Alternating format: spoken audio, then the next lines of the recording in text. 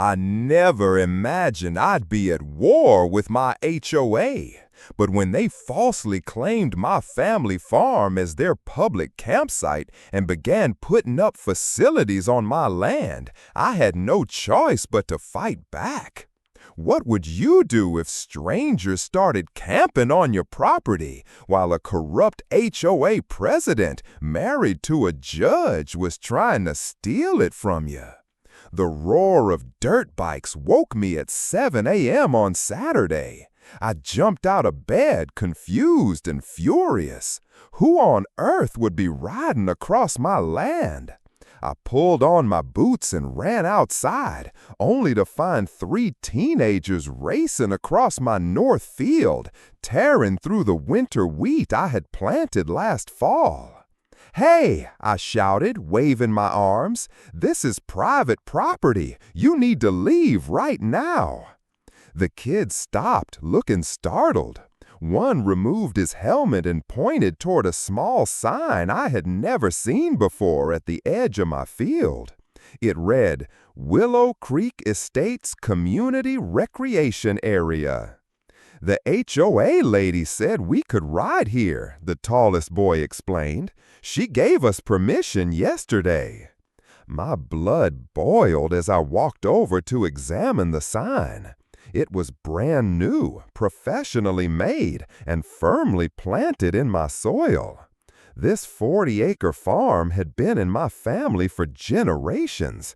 I inherited it from my grandfather, who had worked this land since the 1940s, long before the upscale Willow Creek Estates appeared next door just 5 years ago. "I don't care what the HOA lady told you. This is Harris family property. It has been for over 70 years. The boys glanced at one another, shrugged, and thankfully left without protest. I yanked the sign out of the ground and marched back to my house, already preparing to make some calls. This wasn't the first time the Willow Creek HOA had tried to push me around, but planting signs and sending people onto my land crossed a serious line. I dialed Mrs. Whitmore, the HOA president. She answered on the 4th ring, her honey-sweet voice turning sharp the moment she recognized me. "Mr. Harris, what seems to be the problem now?" she asked, her tone dripping with irritation. "You put signs on my land and told kids they could ride dirt bikes in my wheat field. That's the problem." "Oh dear, I think you're mistaken again. That area is designated as community recreational space according to our master plan. You should check your deed more carefully." "My deed is perfectly clear, Mrs. Whitmore. Your subdivision ends 50 yards before my north field begins. You know that." She sighed dramatically. "Well, the board disagrees. We have documentation showing that parcel was rezoned years ago. I suggest you consult your lawyer before making accusations." Before I could answer, she hung up. I stood in my kitchen gripping my coffee mug so tightly I thought it might break. My neighbor Clara, the only friendly face in Willow Creek Estates, had warned me this could happen. I spent the rest of Saturday checking my property boundaries and photographing the damage to my wheat. The loss wasn't catastrophic, but the violation of my space left me sick to my stomach. My late wife Emily had loved that field, always saying the golden wheat against the blue mountain backdrop was the prettiest sight in the valley. But Sunday morning brought even worse news. I woke to the sound of voices, dozens of them. From my bedroom window, I saw at least 20 people with tents, coolers, and camping gear spreading across my north field. 2 men were setting up a portable toilet near my irrigation access point. I threw on clothes and hurried outside, trying to stay calm despite my racing heartbeat. "Excuse me," I called to the nearest group, a family unloading camping chairs from a shiny, expensive-looking SUV. The father, dressed in high-end outdoor gear, frowned at me in confusion. "This is the Willow Creek Estates community campsite. We reserved it weeks ago through the HOA. "I'm Daniel Harris. This is my farm. There is no campsite here." A woman stepped forward, holding a printed map. "Look, it's right here on the official community map. The HOA sent this with our reservation confirmation." She pointed to a clearly marked campground on what was unmistakably my property. Soon more campers gathered around, each with the same map and the same story. The HOA had told them this land belonged to the community. "I understand you were misled," I said, doing my best to keep my voice steady. "But this is my farm, not HOA property. I'm gonna have to ask everyone to pack up and leave." "We paid good money for these reservations," someone shouted from the back. "That's between you and the HOA," I replied. "I suggest you contact Mrs. Whitmore for a refund." As tensions grew, a black Range Rover pulled up on the access road. Out stepped Mrs. Whitmore, immaculately dressed in white pants and a pastel blouse despite the early hour. She surveyed the crowd with narrowed eyes, then forced a bright smile as she approached. "Good morning, everyone. Is there a problem?" she asked, completely ignoring me. "This man says we're trespassing," the father explained. Mrs. Whitmore laughed lightly. "Oh, Mr. Harris is just mistaken about the property lines. This land has been community property for quite some time." "That's a lie," I said firmly. "Show me where I ever agreed to give up my land." She turned to me, her smile never wavering. "The agreement was signed in 2008, Mr. Harris. The board has all the paperwork. Now, if you'll excuse me, these nice people have camping plans." "I never signed anything in 2008 or any other year," I shot back. Mrs. Whitmore turned to the campers. "Please enjoy your day. Mr. Harris won't cause any more trouble." She gave me a sharp, warning look. "Unless he wants to discuss this matter with our attorneys." As she walked away, I felt cornered. One man against 20 confused campers and an HOA armed with what looked like forged documents. I went back to my house and immediately called my lawyer, leaving an urgent message. When I glanced out my window again, I saw children playing tag through my damaged wheat, someone setting up a volleyball net, and Mrs. Whitmore watching me from her Range Rover with a satisfied smile. I grabbed my property folder and my camera. This wasn't over, not by a long shot. How could they possibly think they'd get away with stealing my land in broad daylight? Monday morning, I sat in my lawyer's office, sliding a stack of photos across his desk. Frank Watson had been my family's attorney for 30 years, and I had never seen him look so concerned. "They installed a portable toilet on your land without permission?" Frank asked, examining the photos. "And they're telling people it's a community campsite? Look at this!" I handed him the map a camper had shown me. "They've even printed official-looking documents labeling my Northfield as HOA property." Frank studied the map carefully. "This is troubling, Daniel. Very troubling. Mrs. Whitmore claims I signed some agreement back in 2008. I never signed a thing." "We need to see that supposed agreement immediately," Frank replied. He picked up the phone and dialed the HOA's legal representative, putting the call on speaker. After he explained the situation, the answer chilled me. Yes, we have the documentation on file, the HOA lawyer said smoothly. Mr. Harris signed over usage rights to that parcel as part of a water access agreement. The HOA has been paying the property taxes on it since 2008. That's a lie, I shouted, but Frank held up his hand for silence. We'll need to see that document today, Frank insisted. Of course, we have nothing to hide. We can arrange a meeting with the board for Wednesday evening. When the call ended, Frank turned to me.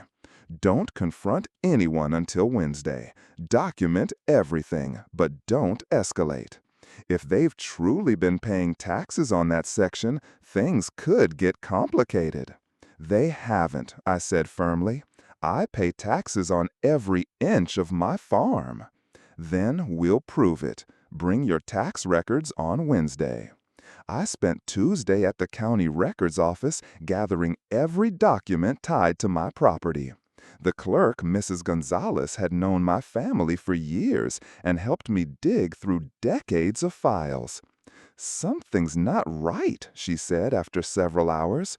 There's a notation here from 2009 referencing a boundary adjustment, but the supporting documents are missing. My stomach dropped. Missing? How? They should be attached to this file. The system shows it was logged, but the actual papers aren't here, she explained with a frown. That almost never happens. Who last requested that file? I asked. Mrs. Gonzalez checked the log. Judge Whitmore's clerk, about a month ago. Judge Whitmore, Mrs. Whitmore's husband. The pieces were beginning to fit together, and the picture they formed made me sick. Wednesday evening arrived beneath dark clouds that threatened rain, fitting weather for the confrontation ahead. The HOA meeting room was packed with residents, many of whom shot me cold looks as I entered with Frank. Mrs. Whitmore sat at the front table alongside 4 other board members, including Mr. Thompson, a retired banker whose property bordered my east field. I had clashed with Thompson before, after his grandchildren repeatedly let their dog chase my chickens. We'll address the Harris matter first, Mrs. Whitmore announced, her voice carrying across the room. It's not a claim, it's a fact, I said firmly. Mrs. Whitmore gave a thin smile. Let's review the facts, shall we? She slid a document across the table. This agreement, signed by you in 2008, clearly grants the community recreational usage rights to the North Field in exchange for water access across HOA property. Frank picked up the paper, and I leaned in to look. At the bottom was what appeared to be my signature, but it wasn't mine. Close, maybe, but definitely forged. That's not my signature, I said loudly. The room erupted in whispers. Mr. Thompson crossed his arms and scoffed. Are you accusing the board of forging, Harris? That's a serious charge. I'm stating a fact. I didn't sign this. Frank examined the document carefully. Where's the notary seal? An agreement transferring property rights would require notarization. For the first time, Mrs. Whitmore's smile faltered. It was an informal agreement at the time. The board insisted they had simply kept a record. Informal agreements don't grant legal property rights, Frank replied. And my client has tax records proving he's paid taxes on that land continuously, with no contribution from the HOA. I pulled out my tax documents, but Mrs. Whitmore barely glanced at them. The arrangement was that Mr. Harris would continue paying the taxes while we maintained usage rights. It's all very standard. There's nothing standard about this, I shouted back. You're trying to steal my land. Mr. Thompson stood up. No one is stealing anything. This community needs recreational space for our families.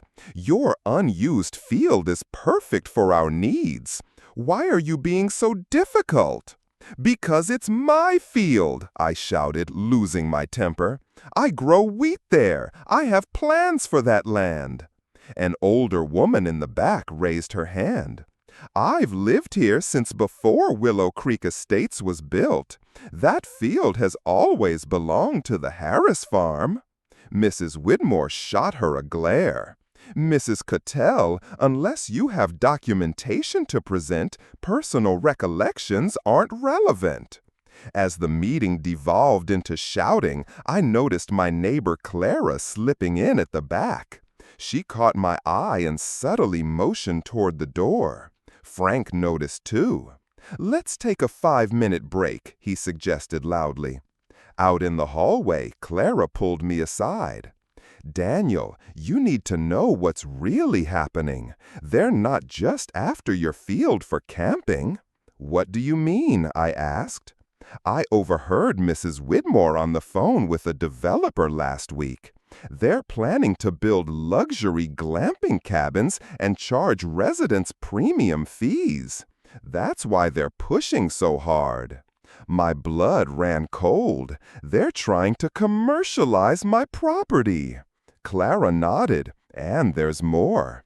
Judge Whitmore has been helping behind the scenes, using his connections to fast-track approvals. Frank, who had been listening, shook his head. "That's a serious conflict of interest." "Why are you telling me this?" I asked Clara.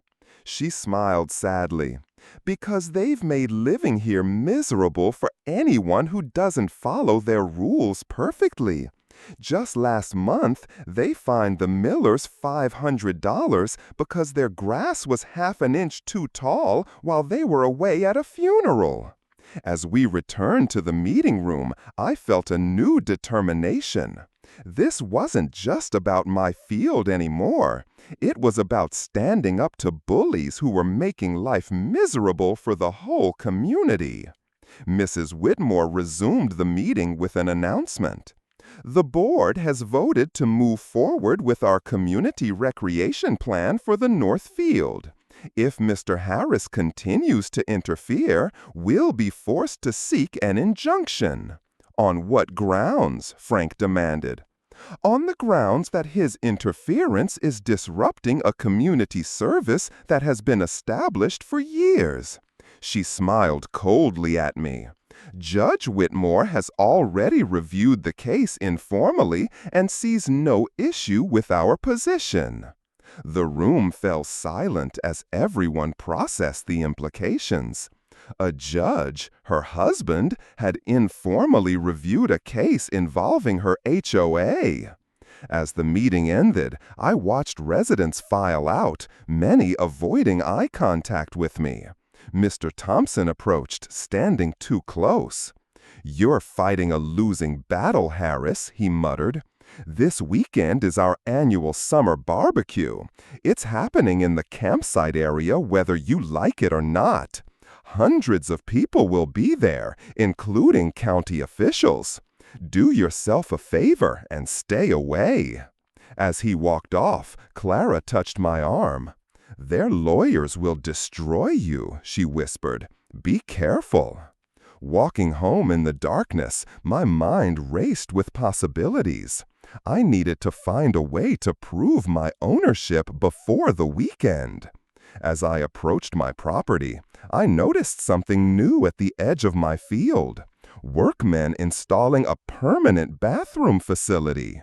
Their floodlights illuminated the area as they worked through the night. They were building structures on my land now. I took out my phone and began photographing everything, my hands shaking with rage, when suddenly headlights appeared behind me.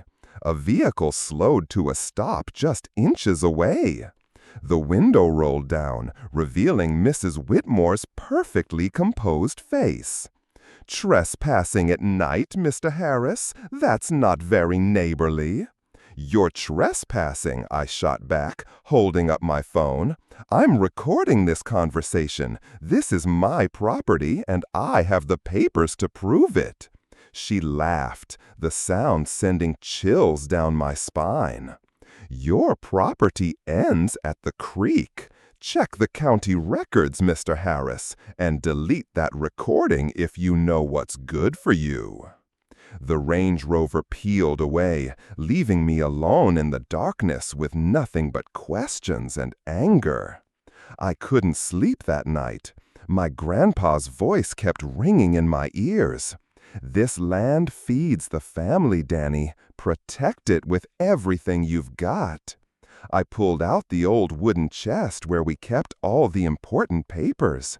The original deed was there, yellowed with age but crystal clear about the boundaries. My land stretched a full quarter-mile beyond the creek. At first light, I drove to the county clerk's office. Miss Walker, who had worked there for 30 years, greeted me with concern in her eyes. "Daniel Harris, you look like you haven't slept a wink," Miss Walker said gently. "The HOA insists my north field isn't mine. I need to see the official records." Her expression darkened. "You're the third farmer this year facing boundary disputes. Let me pull everything we have." For 6 hours straight, I sifted through dusty ledgers and digital files. What I uncovered made my stomach drop. 3 years ago, the property maps had been altered.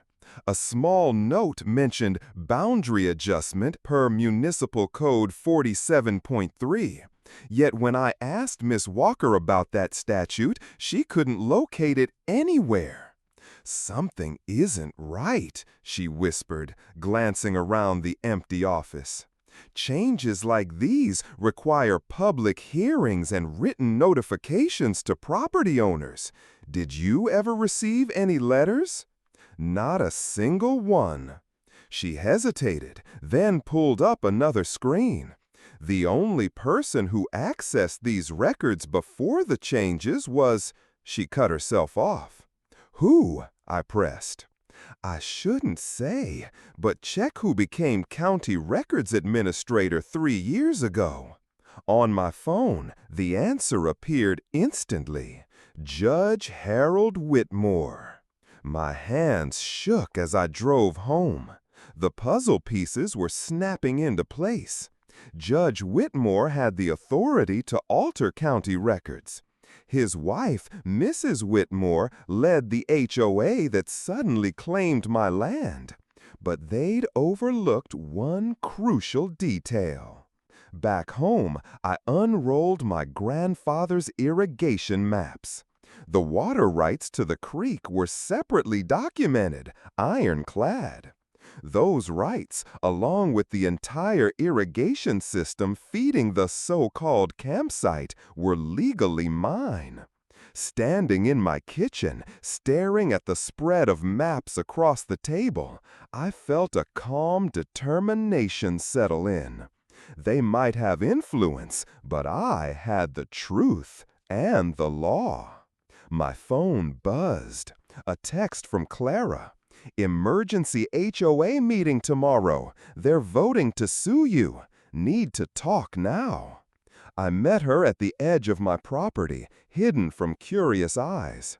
Clara looked nervous, constantly glancing over her shoulder.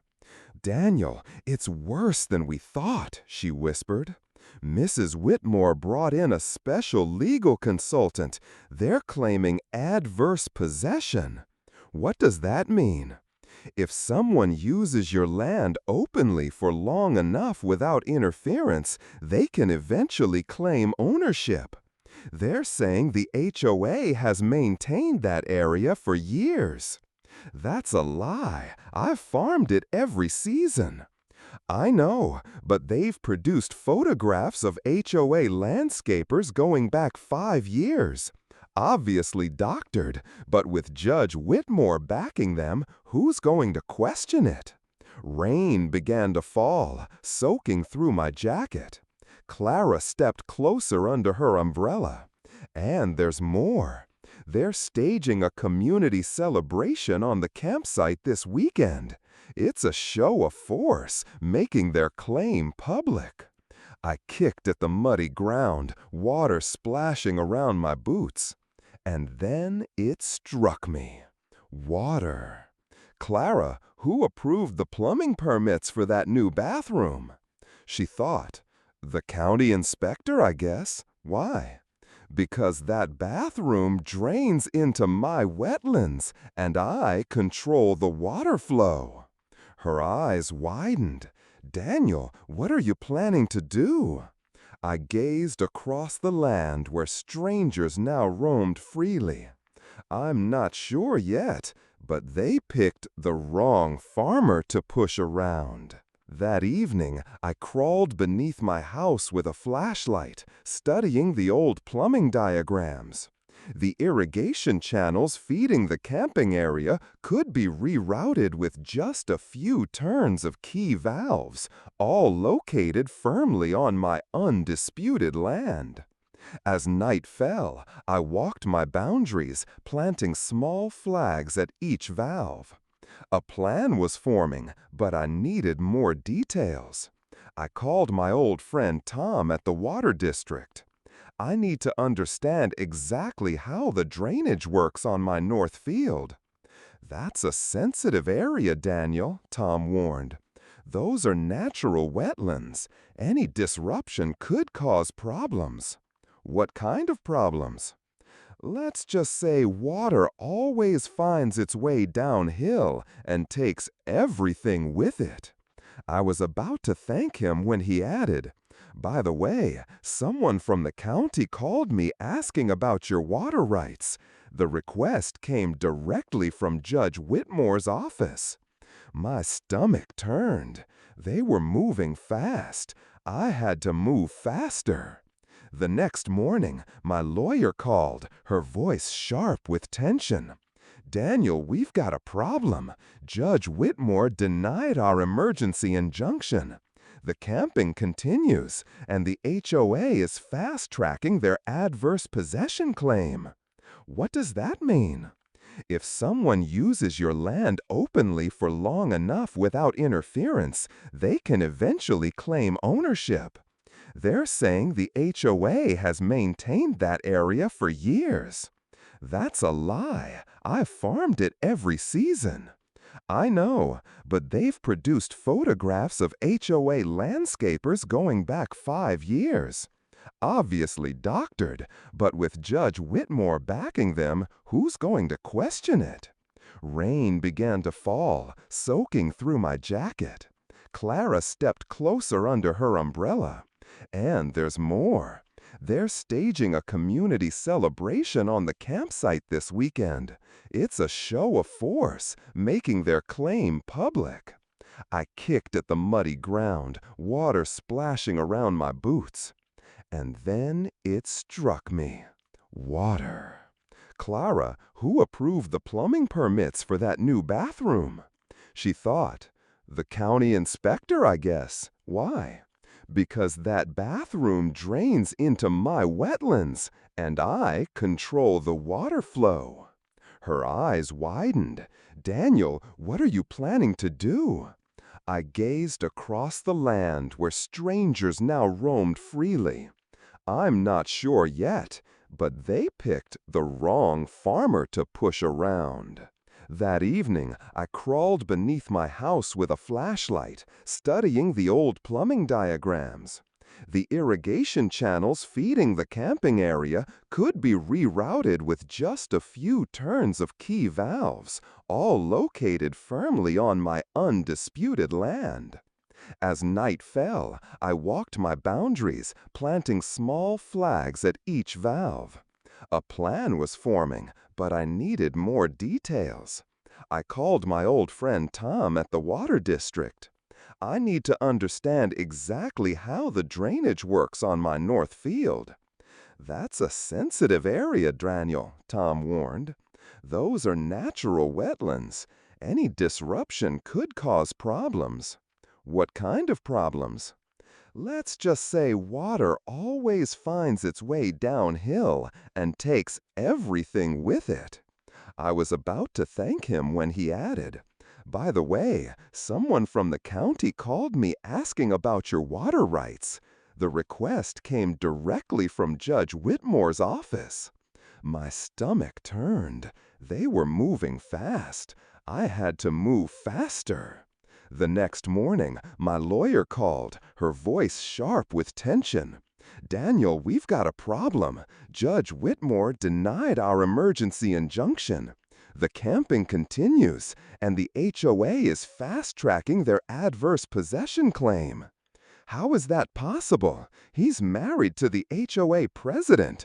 That's a blatant conflict of interest. He should have recused himself." "Of course, but in this county, who will dare challenge him?"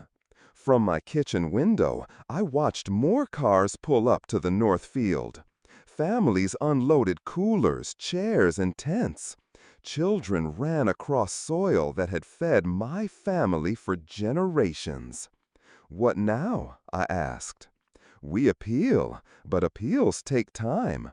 Meanwhile, every day they use that land, their claim grows stronger." I lowered my head into my hands. My grandfather's words echoed in my mind. "Protect this land with everything you've got." Sometimes a farmer has to work with nature to solve problems. Outside my window, dark clouds gathered. A storm was coming, and I knew exactly how to use it. Lightning flashed as Clara rushed into my kitchen, raindrops glistening in her hair. She slammed a folder down on the table. "They're planning to bulldoze your winter wheat next week," she said, breathing heavily. "I snuck these papers from Mrs. Whitmore's printer." I flipped through construction plans labeled Willow Creek Estates Luxury Glamping Experience. My stomach twisted as I saw detailed drawings of my entire north field transformed into fancy camping platforms with private fire pits. "How did you get these?" I asked. Clara's eyes darted to the window. "I clean Mrs. Whitmore's house on Tuesdays. She left them out." "Daniel, there's more. They've already sold memberships. Wealthy city residents paid thousands for exclusive nature experiences starting next month." Rain hammered against the roof as we spread the papers across my kitchen table. There it was in black and white, a complete plan to steal my land and profit from it. "Why are you helping me?" I asked. "You're risking a lot." Clara's face hardened. "My grandparents lost their farm to similar schemes 20 years ago. They died heartbroken. I won't watch it happen to another family." My phone buzzed. A weather alert. Flash flood warning for the county. I walked to the window and saw water already pooling in the yard. "Have you seen Judge Whitmore's signature on any documents?" I asked. "No, he's careful. Mrs. Whitmore handles everything publicly. But look at this," she said, pointing to tiny initials at the bottom of each page. "HL reviewed." "We need more proof," I said, "something that directly connects them." Clara nodded. "The HOA summer barbecue is tomorrow afternoon, rain or shine. Mrs. Whitmore rented giant tents for the campsite on your land. She invited county commissioners, business leaders, even a reporter from the local paper." I felt a plan forming. "What time does it start?" I asked. 3 o'clock. Mrs. Whitmore gives her big speech at 4. "Why? What are you thinking?" I walked to my grandfather's old desk and pulled out a worn leather journal. These were the original irrigation plans. My grandfather had designed a system that naturally filtered water through the wetlands before it reached the creek. Clara looked confused. "How does that help us?"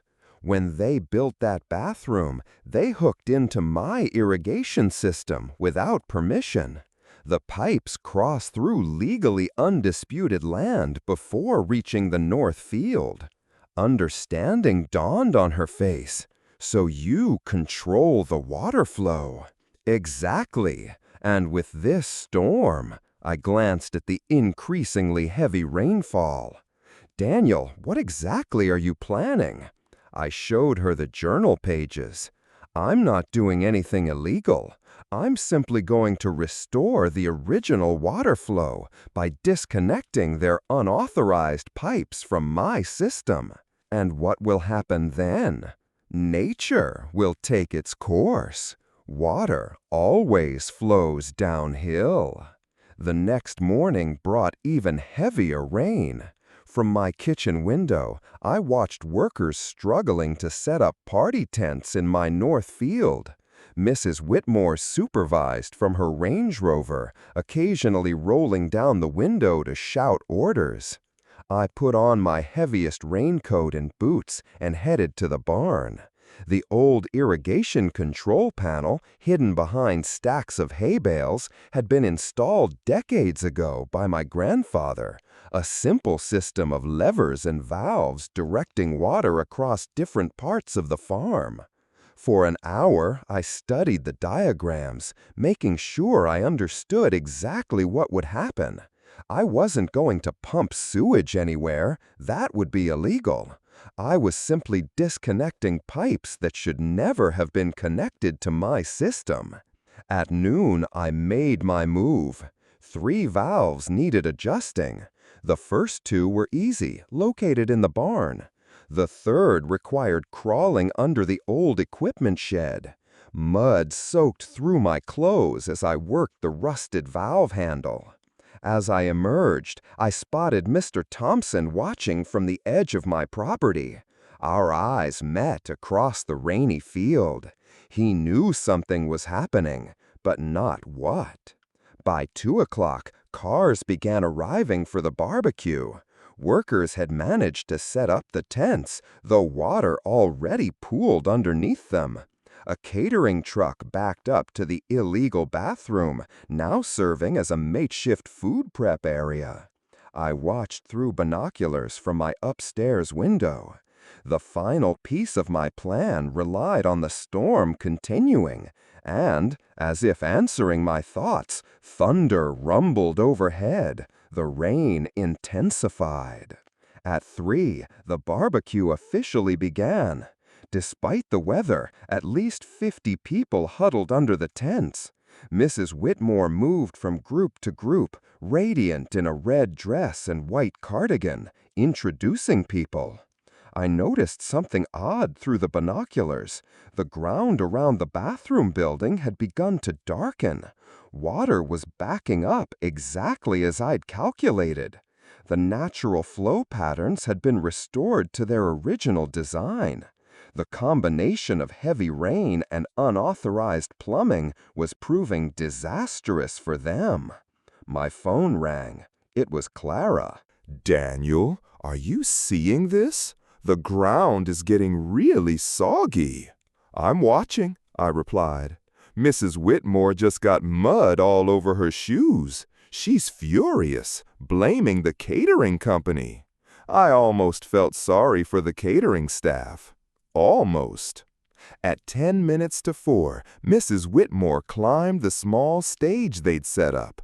Everyone huddled closer, trying to hear her over the pounding rain. "Friends and neighbors," she began, "welcome to the first annual Willow Creek Estates Summer Celebration. This beautiful community space represents our vision for the future." She never finished her sentence. A collective gasp rose from the crowd as the first person realized what they were standing in. The backed-up water had mixed with contents from the overloaded septic system, creating a foul-smelling mess that spread rapidly across the entire area. Chaos erupted. People scrambled to higher ground, expensive shoes were ruined, children cried, and food carts were abandoned. Mrs. Whitmore froze on the stage, her face a mask of shock and rage. That's when the local newspaper photographer, invited to cover the fancy event, began snapping pictures. Perfect timing. Sheriff Daniels arrived 20 minutes later. By then, Mrs. Whitmore was screaming about sabotage, pointing at my house. The sheriff trudged through the mess to my front door, looking thoroughly unhappy. "Mr. Harris," he said as I opened the door, "Mrs. Whitmore claims you deliberately flooded the community area with sewage." I invited him in, out of the rain, and spread my grandfather's journals and irrigation maps on the table. "Sheriff, I simply restored the original water flow on my legal property. The HOA connected their plumbing to my irrigation system without permission. Here are the original designs, and here's my water rights documentation. The storm did the rest." He studied the papers, frowning. "This property dispute has been going on too long. Mrs. Whitmore says this land belongs to the HOA now. Has anyone actually seen the documents that prove that? Because I've got the original deed right here." I pulled the yellowed paper from my grandfather's chest. The sheriff looked uncomfortable. "Judge Whitmore signed off on the boundary change. His wife runs the HOA that benefits from that change. Isn't that a conflict of interest?" Before he could answer, his radio crackled. The county environmental inspector had arrived at the barbecue site and was requesting him urgently. An hour later, the sheriff returned, his expression completely changed. "Mr. Harris, the inspector found multiple code violations in that bathroom facility. No proper permits, improper sewage disposal into protected wetlands. There's going to be a full investigation." Relief flooded through me, stronger than the rain outside. As Sheriff Daniels left, I noticed Mr. Thompson taking photographs of me from his car across the street. His face twisted with fury. This wasn't over, far from it. But for the first time since this nightmare began, I felt hope. Sometimes justice flows like water, finding cracks in the lies people build and washing them away when you least expect it. My hands shook as I gripped the pipe wrench at 5 a.m. The birds hadn't even started singing. This wasn't just revenge. It was about protecting what had been in my family for 3 generations. Would you walk away if someone tried to steal your grandfather's legacy? I crawled through wet grass to the maintenance point hidden behind a cluster of oak trees.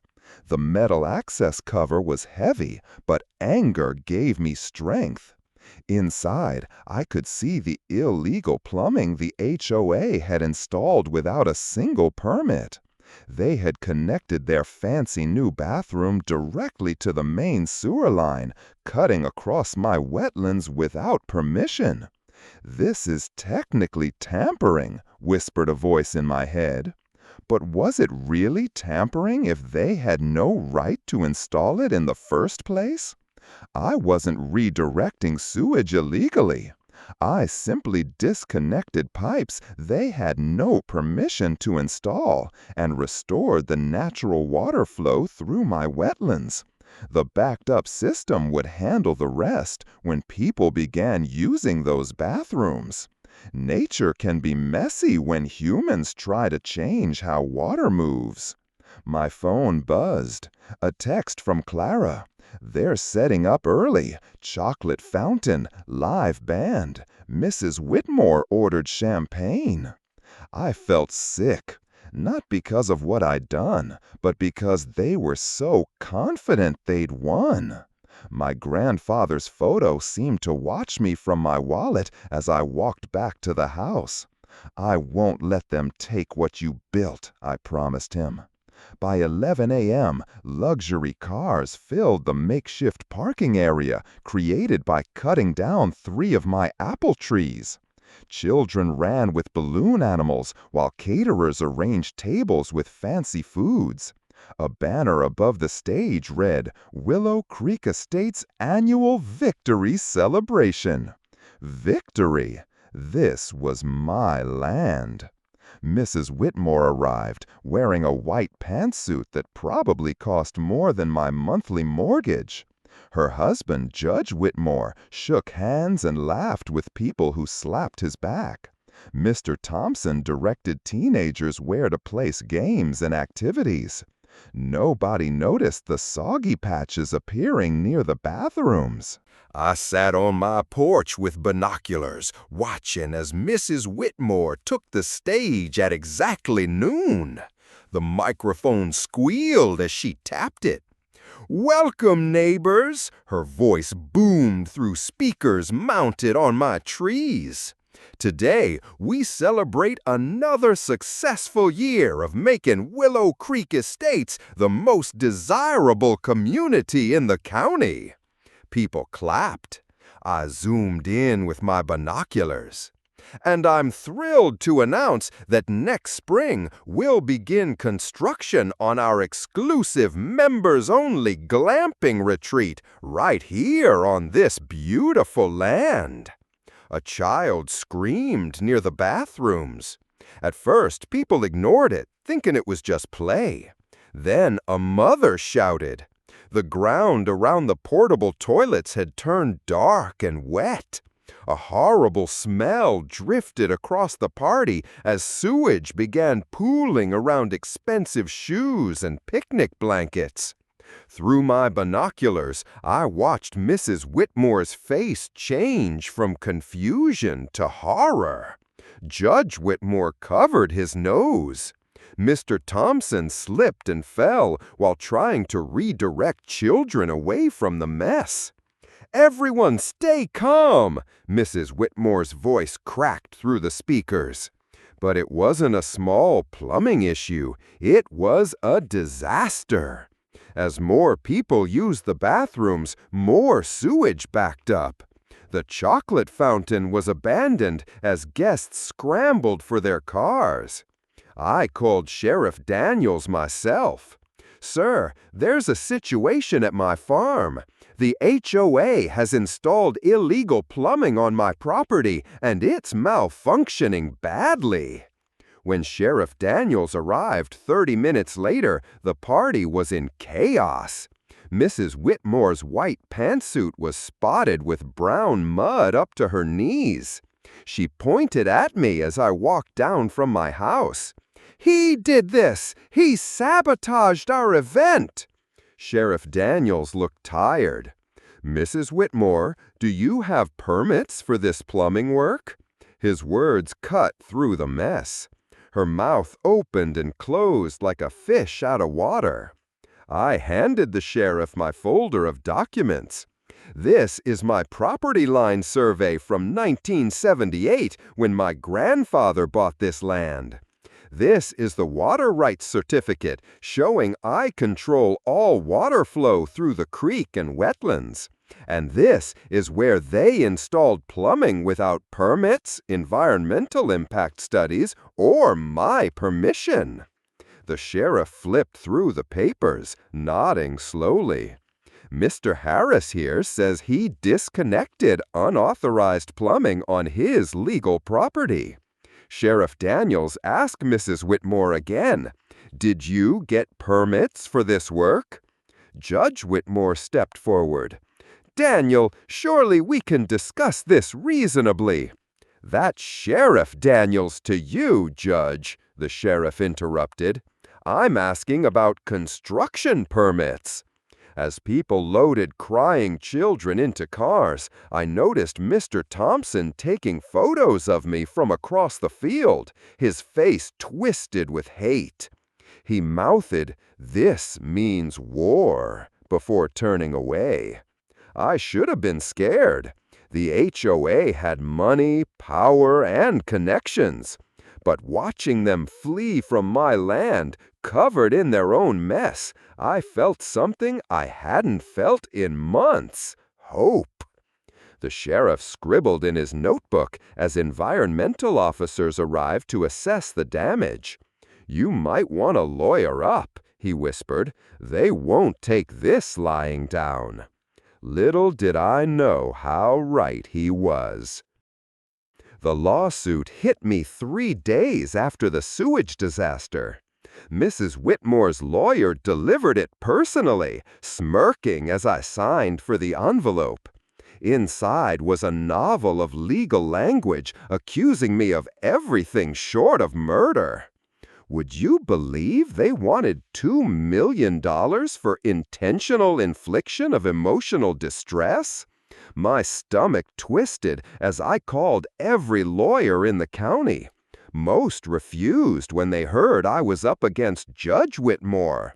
The fifth, a young woman named Maria Vasquez, agreed to meet me. "They're banking on you giving up," Maria said, scanning the lawsuit in her tiny office above the hardware store. "But they made mistakes, big ones." She pointed to a paragraph about property lines. "They're citing a deed modification from 2008 that you supposedly signed. Did you?" "Never," I insisted. "I've never signed anything giving away my land." Maria's eyes sparkled. "Then we have them for fraud, but we need proof." That afternoon, my doorbell rang. Clara stood there with a nervous-looking woman I'd never seen before. "This is Diane," Clara said quickly. "She used to be Mrs. Whitmore's assistant at the HOA office. She has something you need to see." Diane's hands trembled as she placed a USB drive on my kitchen table. "Mrs. Whitmore made me scan all HOA documents when I started 4 years ago," she whispered, "including files she said were private board matters I should never mention." The files contained years of emails between Mrs. Whitmore and her husband discussing their plan to acquire my Northfield for development. One email from Judge Whitmore read, "No one will check the signature too closely. Just make sure the property description matches what we need." I couldn't believe my eyes. This was actual evidence of forgery. Diane nodded. "They fired me last month when I questioned an invoice for the bathroom facility. Said I was being disloyal." The next day, EPA investigators arrived, drawn by Sheriff Daniels' report of unauthorized sewage discharge. Investigators found chemicals in the wetlands that had been killing fish and frogs for months. When they traced the pollution back to pipes the HOA had installed, the story went viral in the local news. HOA accused of environmental violations and document fraud. My phone rang nonstop with calls from reporters. Judge Whitmore suddenly announced he was recusing himself from all property cases due to personal matters. Mrs. Whitmore's social media went silent.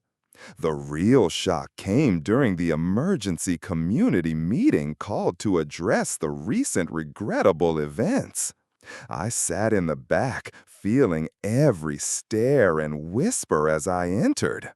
Mrs. Whitmore stood at the front, her voice honeyed, explaining that miscommunications had led to unfortunate misunderstandings. That's when Mrs. Patel, a former board member who had moved to a condo last year, stood up, clutching a leather portfolio. "I kept copies of everything," she announced, her voice shaking but determined. "Every meeting where we were told to approve projects without proper review. Every time Mrs. Whitmore altered minutes after we signed them. Every dollar spent on consulting fees to companies owned by her brother-in-law.